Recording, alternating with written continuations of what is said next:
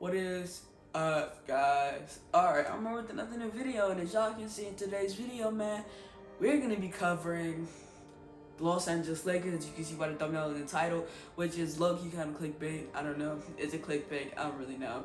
But from the thumbnail and the title, you can see that we're gonna be talking about how the Los Angeles Lakers already won the NBA championship, and this is really just a video questioning the Los Angeles Lakers and how good their team actually has gotten, because I had to think about it for a second, and I actually just learned that DeAndre Jordan was on the Lakers. I already had a video set up about the Lakers, and I was like, wait, Jordan was on the Lakers?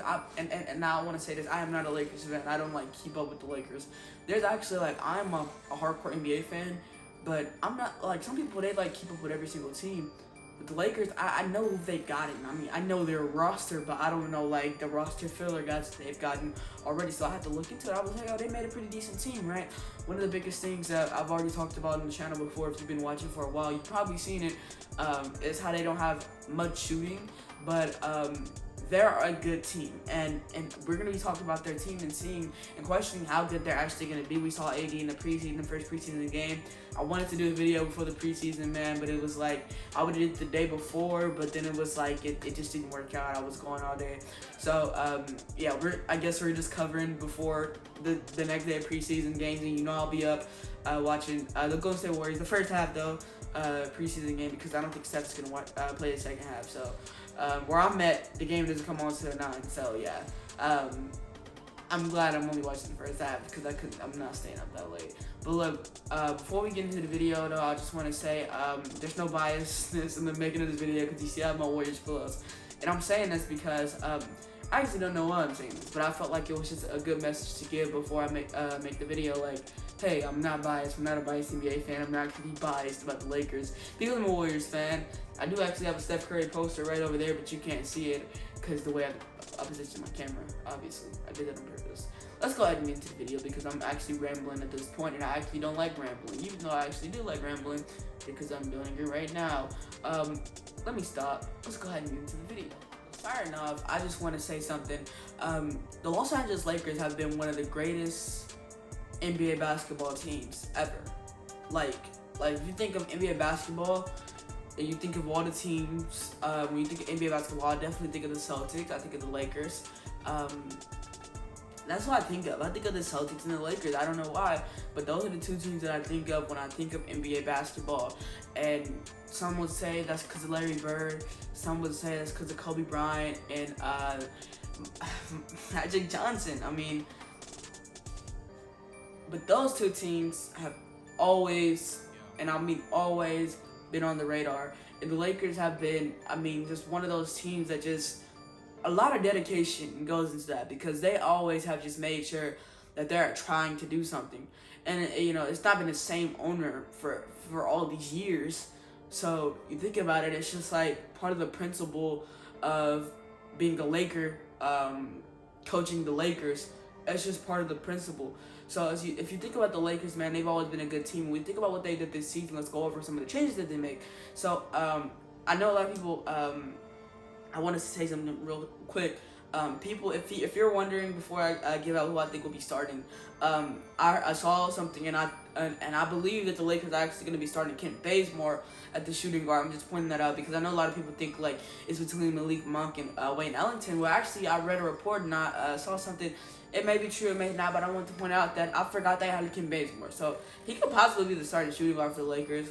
So I was pointing that out because I know there's a lot of Lakers fans out there and a lot of LeBron fans that consider themselves as Lakers fans because they love LeBron. So I'm pointing that out because I think that it's actually something to point out. It's a big deal. So they're starting 5 this season. I think it'll be Russell Westbrook, Kent Bazemore, LeBron James, AD, Dwight Howard. What I really want to see is what I would like to see is I would like to see AD humble down and them run AD at the center and then have Carmelo run the power forward. But it's up to them what they want to do. So going into what changes that they really make, because their starting lineup is a lot better than it was last year. They have Dennis Schroeder gone, and they have Russell Westbrook now, and that's a big difference. They don't have KCP, and they have Kent Bazemore, who I think Kent Bazemore will be a better fit than KCP would be, and they have Malik Monk if they want to start him or Wayne Ellington. So they've obviously made a lot of big changes. So what are the changes that they really made? Not players, because you can have so many great players and they're not end up working out. And that's for a great example of that, but they're really not an example because they only had KD and they still win 7 games NBA champions. What does KD and Harden, like 30% of Harden in 10% of the game? So they're kind of an example of it, but I'm just saying, you could have a great team, but that doesn't mean that you're going to be a great team in a sense. Or you could have great players, but that doesn't mean you're going to be a great team in a sense. I'm just pointing it out there. So what changes they really make is what I was saying. They got, I was going to say shooting, but I'm on the whole, they didn't get shooting. They got a lot of defense. And that's something that I think they needed, because if you go back to the Suns, you think about how the Suns beat the Lakers, and I know a lot of Lakers fans are clicking on this video, and I know y'all probably don't want to reminisce about how the Suns stole your chance to be in the finals last season. If you think about it, the Suns beat the Lakers not on defense. They didn't really clamp the Lakers up, but they more so got so much shooting. Like, them being up 30 in the first half in one of the games, I remember, them letting Cam Payne score, 10 points, 12 points in the first quarter of game 4, I believe, or I think it was game 4. Like, that's what makes or break games. Because you think about it, it's like, how did I lose? How did we go back to the film, how did we lose? We gave up on defense, and they got defense. That's great.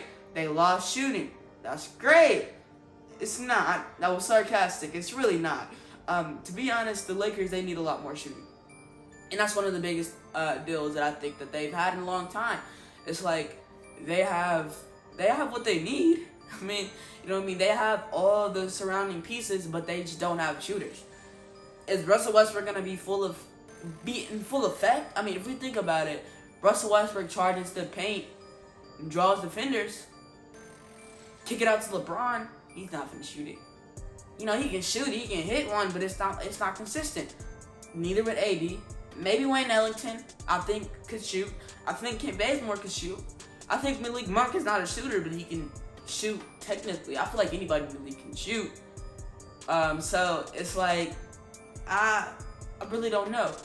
Is the shooting going to be a problem? Because what is the point of having a Russell Westbrook to crash the paint if he doesn't have anybody to pass it out to? I was also wondering about how they're going to deal with the Russell Westbrook, LeBron James dilemma. And a lot of people haven't talked about it, so I'll be the one to talk about it. What's going to happen when Russell Westbrook is in full effect? You know what I mean? What's going to happen when Russ has 35 points and it's coming to the end of the game and LeBron needs the ball in his hands? This resting on the bench? Because at that point, he's a liability. Because you think about it. LeBron and Russ, they cannot work together.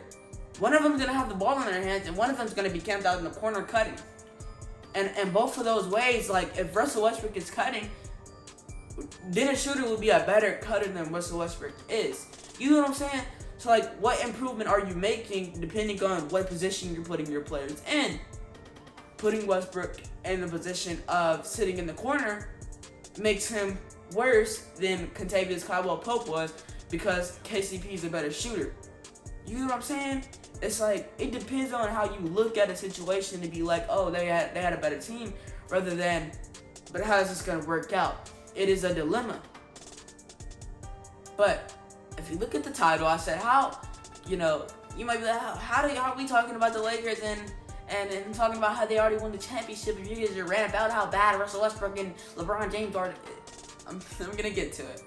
So let's go ahead and get into it. Have they already won the championship? Because, I know it was it may have been a little bit of clickbait, but to be honest, though, to really be honest, have they already won the championship? No. And this is they have such of a good team, but what people do not understand is that, and I'm saying this as people, as in, there's a lot of Lakers fans out there. I was looking at the Instagram post from the NBA, and they were talking about the Lakers. Are they going to win the championship? And it was so many yeses. And one of my biggest things I'm just looking at for the Lakers is when you're playing the Nets, like, have we really forgotten what the Nets were doing last season? Like, there were sequences. You remember the Boston Celtics series, Game 5? Do y'all remember when KD hit a 3, Kyrie hit a 3, Harden hit a 3, the Celtics took a timeout, come right back, KD hit a 3, hit another 3. It was a 6-point game, and in 2 minutes, it was a 22-point game. Blowout. In the fourth quarter.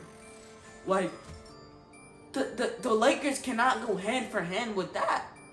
It's not possible for LA to do so. Can they win the championship? Yes. But going out there full front and really believing it is really a question mark. I'm a big time Warriors fan, and I really do believe we have a chance to win the championship. And I say that, and I've always said, every time I say that, I always follow up with saying that is if Klay Thompson is 80% of what he was. Anything lower than 80%, we don't have a chance to win the championship. But if Klay Thompson is at least 80% on defense, 80% on offense, we could win. I'll see y'all, man. That's gonna be it for me, man. If you like this video, man, like this video, bro. Comment, subscribe. Make sure you go follow my Instagram at Carter Moment, man. I've been up here physically, bro. Make sure you share this video with all your fam, all your friends, your basketball nerds that you be arguing with. Because I know you guys are basketball nerds that you be arguing with. And yeah, it's gonna be it for me, man.